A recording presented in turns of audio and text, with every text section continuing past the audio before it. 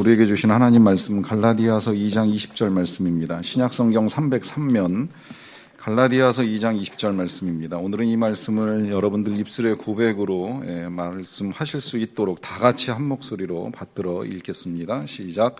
내가 그리스도와 함께 십자가에 못 박혔나니 그런즉 이제는 내가 사는 것이 아니요 오직 내 안에 그리스도께서 사시는 것이라.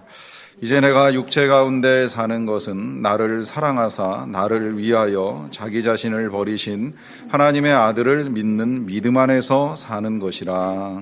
아멘.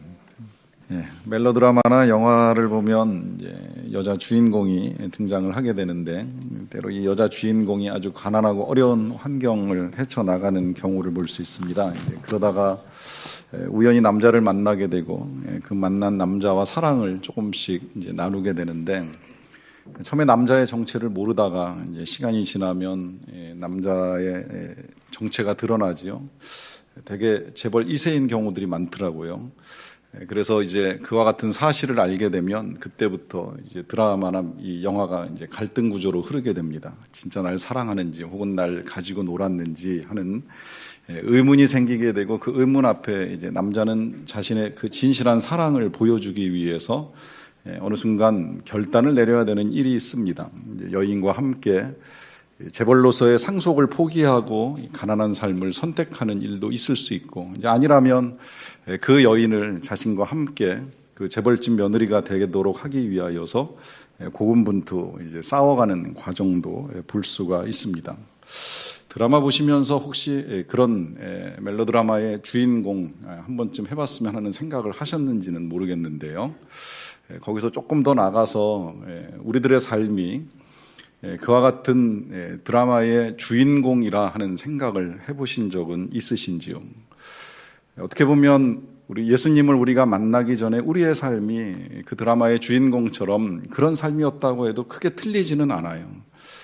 가난하고 어려운 삶을 살아가는 여인 같은 그런 삶입니다. 이제 그러는 과정 중에 우리가 주님을 만나면서 우리의 상황이 바뀌는 겁니다. 완전히 바뀐 거지요. 정확하게 표현을 하면 완전히 달라지는 거예요. 이걸 이스라엘 백성들에게 있어서는 구약 성경에서 하나님이 이제 그들의 삶의 위치를 바꾸어 주시는 것으로 보여주시는데 이걸 정리한 말씀이 에스겔서에 기록이 되어 있습니다. 에스겔서를 읽어나가다 보면 16장 6절에 이런 말씀이 나와요. 스크린을 보시면 이렇게 말씀합니다. 내가 네 곁으로 지나갈 때에 네가 피투성이가 되어서 발짓하던 것을 보고 내게 이르기를 너는 피투성이라도 살아있으라. 다시 이르기를 너는 피투성이라도 살아있으라 말씀합니다. 이 말씀은 하나님이 이스라엘 백성들에게 하시는 말씀인데 하나님께서 이스라엘 백성들을 처음 만날 때의 상태를 비유하신 거예요. 그 비유의 내용은 피투성이로 버림받은 아기 같은 그런 모습이라는 거예요. 발짓하는 아기의 모습. 피투성이로 완전히 버려져서 누가 도와주고 살려주지 않으면 죽을지도 모르는 그런 상태였는데 살아있으라 살아있으라 말씀하신 하나님께서 이제 이 이스라엘을 살려내시고 하시는 일들을 말씀하는 겁니다. 어떻게 살려내시는지 그 뒤에 이어지는 9절 몇 절만 좀 더 볼게요. 9절부터 보도록 하겠습니다. 내가 물로 네 피를 씻어 없애고 내게 기름을 바르고 수놓은 옷을 입히고 물돼지 가죽신을 신기고 가는 배로 두르고 모시로 덧입히고 폐물을 채우고 팔고리를 손목에 끼우고 목걸이를 목에 걸고 코걸이를 코에 달고 귀걸이를 귀에 달고 화려한 왕관을 머리에 씌웠나니 이와 같이 네가 금, 은으로 장식하고 가는 배와 모시와 수놓은 것을 입으며 또 고운 밀가루와 꿀과 기름을 먹음으로 극히 곱고 형통하여 왕후의 지위에 올랐느니라. 그래요. 좀 길지만 내용은 쉽게 이해하실 거예요. 피투성이의 그 피를 다 씻어내고 그 다음에 옷 입히고 옷만 입힌 것이 아니라 폐물도 채워주고 거기에 좋은 것들을 먹여서 이제 완전히 달라지게 만들었는데 어느 정도냐? 왕후의 지위에까지 오르게 하셨다라고 하는 겁니다. 이게 이스라엘 백성을 향한 하나님의 사랑을 정리한 내용이에요. 피투성으로 죽일지도 모르는 그 민족을 애굽에서 건져내서 그 민족을 새롭게 하시고 높여주신 지위가 왕의 부인 같은 그런 지위에까지 하나님이 올려주셨다는 거죠. 이와 같은 은혜는 이스라엘 백성들만 향한 것이 아니라 저와 여러분들에게도 동일하게 임한 은혜입니다. 우리의 삶도 실은 크게 다를 것이 없어요. 하나님이 살려주시지 아니하시면 죽을지도 모르는 그런 삶이었어요. 영적으로도 죄악 가운데 죽어 있었기 때문에 과거에 우리가 보았던 에베소서에서는 우리를 하나님도 없고 소망도 없고 이스라엘 나라밖에 사람이라고 표현하는 말씀을 보는 일도 있었고요. 또 실제로 우리나라는 선교사들이 처음 이 땅에 발을 디뎠을 때에 동아시아에 이렇게도 지독하게 가난하고 못 살고 미개한 나라가 있을까요? 라고 할 정도로 어려운 상황에 있었습니다. 그런 우리나라를 사랑하시고 살려주신 하나님께서 예수 그리스도를 통해서 우리를 변화시켜 주셨는데 그 변화의 지위가 그리스도의 신부, 이건 왕의 왕후하고 비교되는 신분이 아니지요.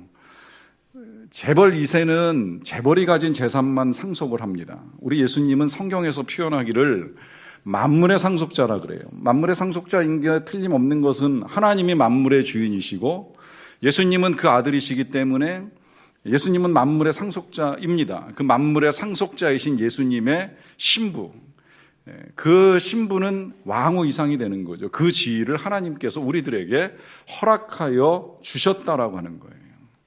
자, 그러면 왜 예수님은 그와 같은 은혜를 우리에게 베푸셨느냐라고 하는 것이지요. 정말 피트성의 아기처럼 죽어갈 수 있는 우리들에게 하나님께서 그와 같은 생명뿐만이 아니라 여러 가지 달라진 신분들을 우리에게 허락하시는 이유가 어디 있느냐라고 하는 질문인데요. 그 이유는 딱 하나입니다. 우리와 함께하는 걸 너무 원하시는 거예요. 우리와 함께하기를 너무 기뻐하세요. 이스라엘 백성들을 왜 애굽에서 이끌어내시느냐? 다른 거 없어요. 그 백성들과 함께 살고 싶으신 거예요.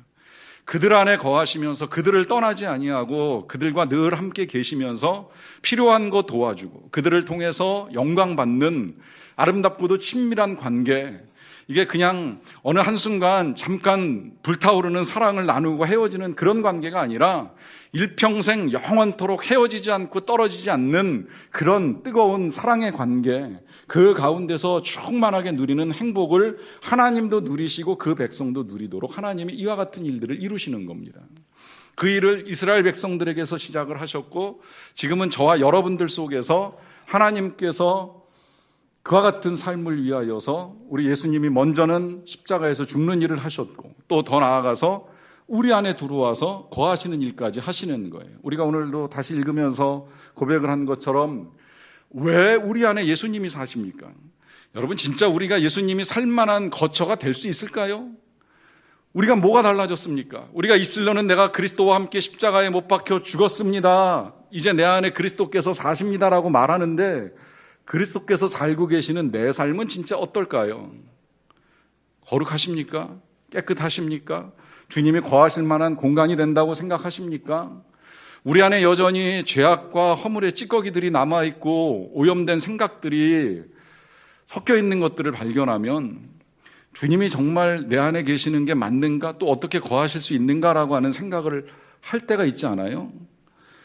그래서 사실은 우리가 어떤 사람 되게 힘들고 만나기 괴롭고 특히 교회 안에서 그런 일들 혹 있으시다면 그 생각 바꾸는 거 그렇게 어렵지 않아요. 왜냐하면 이렇게 생각하면 쉬워요. 그 사람 안에도 예수님이 계시거든요. 근데 그 사람 하는 거 보면 영 안 그런 것 같잖아요. 어떻게 주님이 저런 사람 안에 계시고 주님이 그 안에 계시는데 저런 행동, 저런 말이 나오지 않은 걸 우리가 접할 수 있잖아요. 그러면 한 번쯤 이렇게 말씀하셔도 좋을 것 같아요. 저도 배웠어요. 사람을 용납하기 위한 방법으로 배웠는데 그렇게 한 번쯤 말해보는 겁니다. 주님 어떻게 그 안에 계세요? 어떻게 그 사람 안에 그렇게 계실 수가 있어요?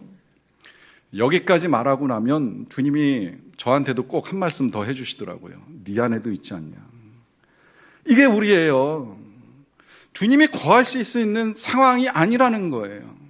그런데 놀랍게도 주님이 거룩한 영으로 우리 안에 오셔서 우리 안에 계신다는 사실이에요. 이걸 주님이 너무나도 원하신다는 겁니다. 그렇기 때문에 이제 그 우리 안에 계시는 주님과 함께 고백을 하는 겁니다. 바로 그 고백이 이 고백인 거예요. 내가 주님과 함께 죽었습니다. 그리고 내가 살지 않습니다. 이제 내가 사는 건 내 안에 그리스도께서 사시는 겁니다. 이 고백을 주님이 얼마나 기뻐하시는지 몰라요. 비록 우리가 여전히 부족함이 남아있고 연약함이 보이지만 그럼에도 불구하고 이제 내가 사는 것이 아니라 내 안에 주님과 함께 살고 있습니다라고 하는 이 고백을 주님이 기뻐하십니다. 그래서 이 고백과 함께 이제 하나의 고백을 덧붙였잖아요. 이제 내가 사는 건 내가 사는 것이 아니라 내 안에 그리스도께서 사시는 것이라 하고 나서 육체 가운데 사는 건, 이제 내가 육체 가운데 사는 건 나를 사랑하사 나를 위하여 자기 자신을 버리신 하나님의 아들을 믿는 믿음 안에서 사는 것이라 라고 하는 고백을 했는데요. 이 믿음 안에서 산다라고 하는 이 고백을 지난주부터 우리가 이제 조금씩 봤습니다. 지난주에 본 건 그야말로 첫 번째 믿음 안에서 산다, 아들 믿는 믿음, 그건 다른 것이 아니라 나를 사랑하사 나를 위하여 자기 자신을 버리신 하나님의 아들을 믿는 믿음, 이건 믿음인데요. 근데 오늘 거기서 조금 더 나가야 돼요. 진짜 그걸 믿으신다면 그 믿음의 증거가 우리의 삶에서 나와야 됩니다. 몇 가지 증거가 보여야 되는데 다는 말씀드리기 어렵습니다만은 오늘 한 가지, 믿음의 증거는 예수님을 따르는 겁니다. 예수님을 따라가는 것이 믿음의 증거입니다. 아무리 우리가 우리의 입술로 예수님을 믿습니다 고백해도 주님을 따라가지 않으면 거짓 고백이 되는 거예요. 그런 이야기 들어보셨잖아요. 외자전거를 타고서, 외발자전거를 타고서 폭포 사이에 가로지른 줄을 건너가는 서커스 하는 사람이 그 기묘한 서커스를 보여주고 나서 이번에는 내가 여러분들 중에 한 사람을 태우고 저 폭포를 건너갔다 오겠습니다 라고 말을 한 다음에 그렇게 할 줄 믿습니까? 물어봤어요. 다 그렇게 할 수 있다고 생각을 해요. 왜냐하면 조금 전에 그 사람이 자전거를 타고 건너갔다 오는 걸 봤거든요. 그러니까 뭐 한 사람 더 태우고 가는 게 뭐 그렇게 어렵겠느냐 하는 질문을 하는 거죠. 그렇게 생각을 하는 거예요. 별로 어렵지 않게 생각을 하는 거죠. 그런데 그러면 한 사람 나오세요 했을 때 아무도 따라 나서질 못합니다. 믿는 겁니까? 못 믿는 겁니까? 진짜 믿는다면 그가 나를 태우고 이 위험한 밧줄을 타고 건너갈 것이라고 믿는다면 자신 있게 따라 나서야 돼요. 따라 나서야지 믿음이 드러나는 거예요.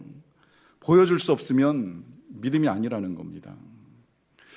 놀랍게도 예수님의 제자들은 우리 예수님께서 오셔서 나를 따라오너라라고 하는 이 한 말씀에 그야말로 가진 거 다 버려두고 예수님을 따라 나섭니다. 뭐 그물도 버리고 배도 버리고 집도 버리고 부모님도 버리고 따라 나섰어요.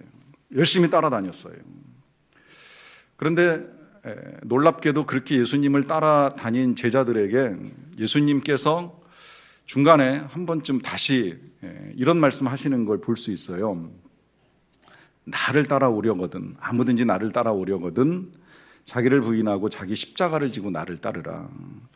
이 말씀을 제가 지난 금요일 날 묵상 말씀으로 다시 봤는데 한 번쯤 다시 봐도 좋을 것 같아요. 누가복음 9장 23절 24절입니다. 또 무리에게 이르시되 아무든지 나를 따라오려거든 자기를 부인하고 날마다 제 십자가를 지고 나를 따를 것이니라. 누구든지 제 목숨을 구원하고자 하면 잃을 것이요 누구든지 나를 위하여 제 목숨을 잃으면 구원하리라 그래요. 이 말씀을 들은 사람들은 제자들뿐만 아니라 뭐 몇 사람 더 있었던 것으로 여겨지기는 하는데 중요한 건 제자들에게 하시는 말씀이죠. 진짜 나를 따라오려느냐? 아무든지 상관없다. 그러나 진짜 나를 따라오려거든 몇 가지가 필요한데 첫째 자기를 부인해야 된다. 둘째 날마다 십자가를 져야 된다. 더 나아가서 목숨 구원할 생각하지 말고 나를 위하여 예수님을 위해서 목숨을 버릴 수도 있어야 된다 그래요. 부담스러운지 모르시겠는데 실은 이 말씀 기억하시는 분들은 기억하시는 말씀이라고 생각이 됩니다. 재작년 종교개혁 500주년 기념 10월에 이 주제를 가지고 말씀을 나눴어요. 물론 다른 복음서를 보기는 했지만 뭐 크게 다르지 않은 내용이에요. 그때도 하나하나 뭐가 예수님을 따라가면서 나를 부인하는 건지 또 십자가를 지는 건지 죽기까지 어떻게 따라갈 수 있는지에 대한 말씀을 나누는 일들이 있었는데, 다시 주님께서 지난 주간에 저에게 이 말씀을 보게 하시면서 다시 저에게도 질문하시고 또 여러분들과 함께 질문을 하게 하시는 일이 있었습니다. 그것은 진짜 내가 잘 따라가고 있는가, 그 따라감 속에 자기 부인과 십자가를 지는 일들이 되고 있는가라고 하는 질문이죠. 여러분 어떻습니까? 정말 주님을 따라가는 믿음, 내가 아들 믿는 믿음 안에서 산다는 분명한 고백이 우리 안에 있는데 그 고백대로 주님을 잘 따라가시느냐라고 하는 질문을 드리는 겁니다. 폴 트립은 이 문제를 지금 누리는 하나님 나라라고 하는 책에서 이렇게 우리에게 풀어줍니다. 우리는 따르는 자로 선택이 되었고 부름을 받았다. 그것은 우리가 더 이상 주인으로 살지 않는다는 의미다. 그분의 피로 값을 지불하고 우리를 사셨기에 우리의 삶은 더 이상 우리의 것이 아니다. 그리스도는 그분의 자녀들에게 이 세 가지 죽음을 요구하신다. 자아를 우선시하는 데서 죽고, 자신의 삶을 추구하는 데서 죽고, 자신의 계획을 추구하는 데서 죽기를 요구한다. 중요해서 이 부분을 다시 한번 좀 말씀을 드립니다. 세 가지 죽음을 말씀하시는 거예요. 주님이 말씀하신다고 한 걸 다시 정리한 내용입니다. 자아를 우선시하는 데서 죽어야 되고, 자신의 삶을 추구하는 데서 죽어야 되고, 자신의 계획을 추구하는 데서 죽기를 요구하신다라고 하는 겁니다. 어떤 것 하나도 쉽지 않은데 세 가지의 죽음을 우리에게 말씀하시면서 죽어야지 따를 수 있다고, 또 예수님은 죽어야지 구원할 수 있다고 하는 말씀을 통해서 우리에게 끊임없이 우리를 부인하고 십자가 지고 더 나아가서 죽음을 요구하고 있는 내용을 볼 수가 있습니다. 여기까지만 듣고 멈추시면 정말 부담스러운 일들이 되실지는 모르겠는데, 그 뒤에 이어지는 내용을 보면 이제 그동안 우리가 이 말씀을 붙들고 여기까지 오면서 혹은 주님을 따라가는 일이 정말 그렇게 부담스러운 일인가 하는 질문에 대한 그 부담을 내려놓을 수 있다고 생각이 되는데요. 중요한 거 한 가지를 우리에게 가르쳐 줍니다. 현실 세계의 가장 큰 위험은 생명인 척하는 죽음이다 그래요. 그러니까 우리가 살아가는 이 현실 세계에서 우리에게 있어서 진짜 위험한 거, 그건 뭐냐면 생명인 척하는 죽음을 말합니다. 도대체 이 생명인 척하는 죽음이 뭐냐라고 하는 게 중요한 건데요. 몇 가지 예를 들어봅니다. 간음, 오늘날 드라마에서 그야말로 이 불륜이 사람들에게 활력과 기쁨을 주는 것처럼 보이고 있어요. 또 그런 착각에 빠져서 실제로 그와 같은 일들을 행하는 사람들이 있어요. 뭔가 짜릿한 삶에 기쁨을 줄 것만 같아요. 그러나 그것이야말로 진짜 우리의 몸과 영혼을 잔인하게 투자하는 일이고, 성경은 그 일이 결국은 패망으로 이끄는 길이라는 걸 분명하게 밝혀줍니다. 잠깐 생명인 척 우리에게 다가오지만 실상은 죽음이라는 거죠. 요새 폭식하는 먹방 많잖아요. 먹음직스러워 보여요. 그럴듯해 보여요. 이거 성경적으로 보면 이렇게도 해석이 가능해요. 하나님이 주신 거 감사함으로 먹는 거 아니겠느냐. 즐겁게 먹는 게 행복이고 그렇게 살도록 하나님이 우리에게 일용할 양식을 주시는 거 아니겠느냐. 이것 또한 생명인 척하는 죽음인 거 아시죠? 잠깐 그렇게 먹는 게 기쁨을 주는 것처럼 보이지만 반복되면 어떻게 돼요?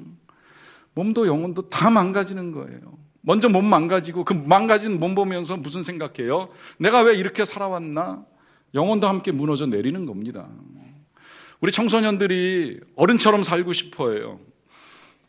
거기에 자유가 있는 것 같거든요. 거기 정말 생명이 있는 것처럼 보이잖아요. 어른처럼 되면 내 맘대로 할 수 있고. 그러나 어른들은 그게 아니라는 걸 알잖아요. 거기에 패망이 있고 멸망이 있다는 걸 아니까 그게 아니라는 사실을 아이들에게 일깨워주기 위해서 애를 쓰는 일이 일어납니다. 부유하면 생명처럼 보여요. 그 생명처럼 보이는 그것만 가지면 될 거라고 생각해서 거기에 매어 달리는 사람들이 있어요. 그러나 실상 그 생명처럼 보이는 부 때문에 부자지간에, 형제지간에, 혹은 가족 간에, 친구 간에 싸우고 다투고 깨지면서 죽어가는 사람들 많은 거 보잖아요. 이게 지금 우리가 살아가는 현실입니다. 생명인 척하고 죽음을 가져다 주는 것들이에요. 반대로요, 예수님은 죽음의 길을 걸어가시면서 생명을 주신 분이에요. 우리가 왜 예수님을 따라가야 되느냐? 예수님이 보여주셨어요. 예수님의 길 자체가 죽음이에요. 우리가 지난주에 들었어요. 예수님은 말로만 십자가에 못 박혀 죽으신 것이 아니라 실제로 십자가에 못 박혀 죽으셨어요. 죽음의 길을 가셨어요. 사실은 안 가셔도 되는 분이고 안 갈 수도 있어요. 그 취할 권세, 버릴 권세 다 가지신 하나님의 아들인데 예수님 스스로도 내가 그런 권세 있지만 나는 스스로 목숨을 버리노라 하고 자살은 아니시지만 십자가에서 죽음당하는 그 길을 선택하셔서 죽음으로 가셨어요. 제자들이 봤을 때도 이해가 안 되는 거예요. 왜 하나님의 아들이 그러한 일들을 겪는가 이해가 안 되니까 잠시 주님을 따르다가 멈추고 물러서는 일이 있었죠.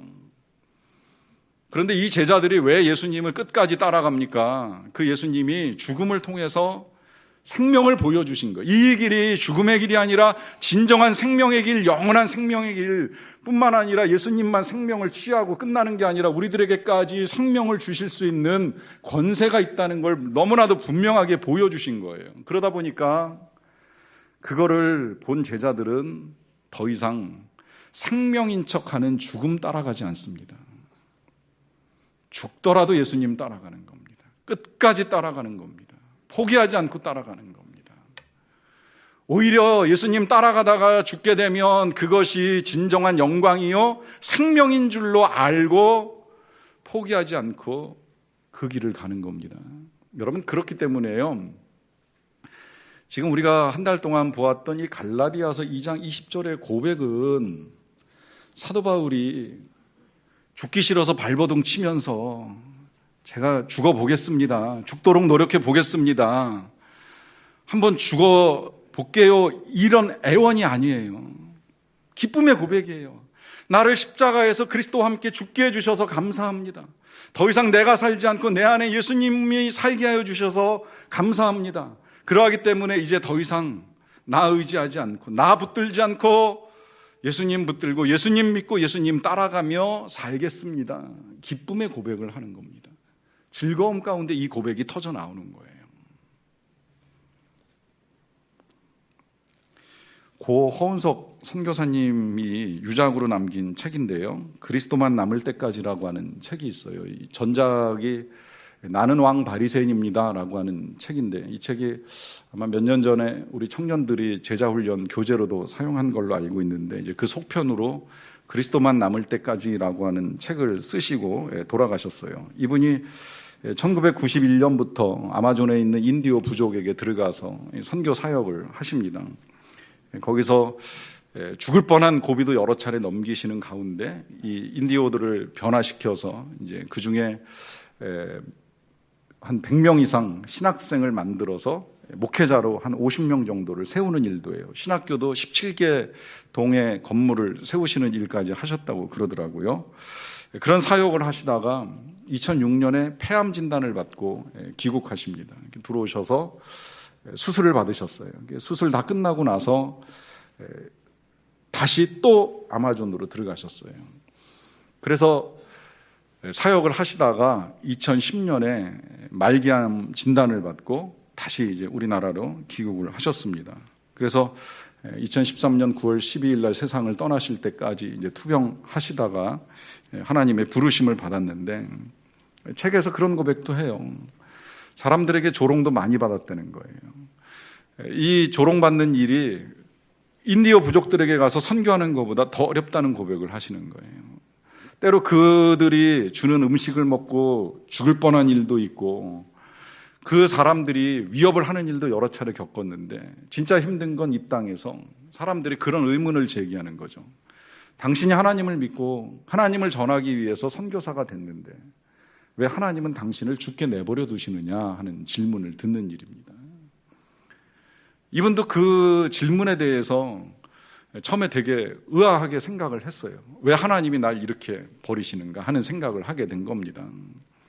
그러는 과정 중에 제일 먼저 이제 깨달으셨던 것이 자기 자신이 왕 바리새인이었다는 사실을 깨달은 거예요. 자기가 했다고 생각을 한 거예요. 자기가 가서 선교해서 사람을 변화시키고 그 사람을 신학 공부하게 하고 목사 되게 하고 그렇게 할 수 있도록 신학교를 세우는 이 모든 일들이 내가 하고 내가 이룬 일인데, 내가 한 이 모든 것들을 하나님이 왜 무시하시고 나에게 이러한 일들을 허락하시는가 하는 이 생각이 바리새인 같은 생각이었다는 거죠. 내 것이 없었는데, 다 하나님 거였는데, 하나님이 주셔서 했던 것들인데 내가 많은 일들을 했지만 정작 내 안에 자기 부인이 없었다는 사실을 깨닫게 되고, 그제서야 스스로가 바리새인이었다라고 하는 고백을 하는 겁니다. 그러는 과정 중에 이 마지막 책을 쓰셨는데, 이 책은 사실은 고인께서 이 임종을 앞두고 쓴 일기와 또 마지막에 이제 전하신 설교 몇 편으로 이렇게 정리가 된 책이에요. 그 가운데 이런 고백을 합니다. 죽음과 투쟁하는 그 고통이 나에게는 예수 그리스도를 덧입는 축복의 통로였다. 그리고 그것이 축복의 통로가 된 것은 이 죽음이 곧 벌거벗는 것이기 때문이다.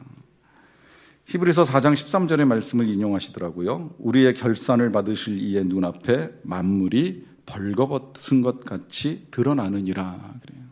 하나님 앞에서 우리가 벌거벗은 것 같이 드러난다 하는 말씀입니다. 근데 제가 여기까지 읽다가 갑자기 그런 기억이 떠올랐어요. 목회를 하면서 장례를 여러 차례 치르다 보니까 고인의 입관에 함께 참여하는 일이 여러 차례 있었습니다. 입관을 보신 분들도 계시겠지만, 입관을 하게 되면 대부분의 고인들은 옷을 갈아입으셔야 되는 일이 있어요. 되게 돌아가실 때 대부분의 이 고인들께서 환자복을 입고 돌아가시는 일이 많은데, 이제 그 옷을 입혀서 장례를 치를 수는 없잖아요. 그러다 보니까 그 옷을 벗기고, 보통은 수의를 입히고, 뭐 수의가 아니면 이제 생전에 입으셨던 뭐 양복 같은 거 입혀드려도 크게 상관은 없는데, 어쨌든 이제 좋은 옷을 입혀서 이제 가시도록 해야 되니까 마지막에 옷을 바꿔드리는 일을 하게 됩니다. 그러다 보니 원래 입고 계셨던 옷을 벗겨야 되는 일이 있어요. 벗기고 몸을 깨끗하게 씻고 그리고 다시 깨끗한 옷으로 입혀드리는 과정이 진행이 됩니다. 그야말로 벌거벗은 채로 드러나시는 거예요. 물론 몸을 가리기는 해요. 그냥 그대로 다 노출을 시키지는 않아요. 그러나 그 가리는 것이 그야말로 종이 몇 장으로 가려놓고 닦아드리고 입혀드리고 하는 일이 진행이 되는 겁니다. 그런데 그런 일이 진행되는 동안에 고인께서 아무것도 하실 수가 없는 거예요. 알몸이 드러나든지 가려지든지 아무것도 못하는 거죠. 더더군다나 이 일이 때로는 낯선 사람들에 의해서 진행이 되는 거예요. 그 일을 하는 사람들은 전문가들이 하다 보니까 생전 본 적도 없고 만난 적도 없던 사람들이 옷을 벗기고 몸을 닦고 옷을 입혀드리는 일을 하는 겁니다. 여러분, 이게 어떻게 보면 죽음의 현실이에요. 나 스스로를 어떻게 할 수가 없는 거예요. 그리고 나 자신이 발가벗은 채로 드러나는 거예요. 그런데 이것은 사람들 앞에 드러나는 건데요, 이거보다 더 무섭게 여겨지는 것은 하나님 앞에서 우리가 드러난다는 사실이에요.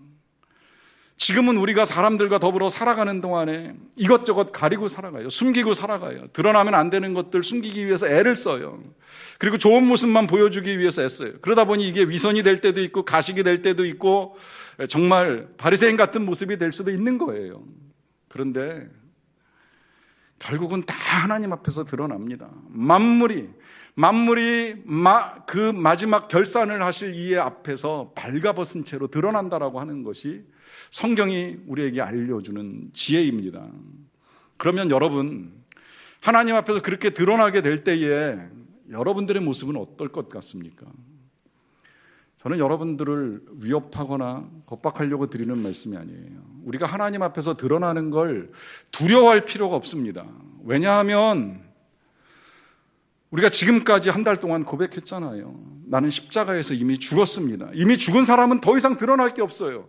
십자가에서 그리스도와 함께 그 정과 욕심을, 그 정욕과 탐심을 못 박은 사람은 더 이상 드러날 게 없어요.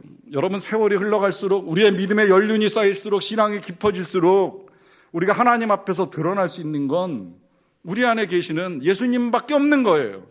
이것이 허은석 선교사님께서 마지막 책을 남기시면서 그 책의 제목을 우리에게 알려주는 거예요. 그리스도만 남으면 된다는 거예요. 우리가 남을 것이 뭐가 있겠습니까?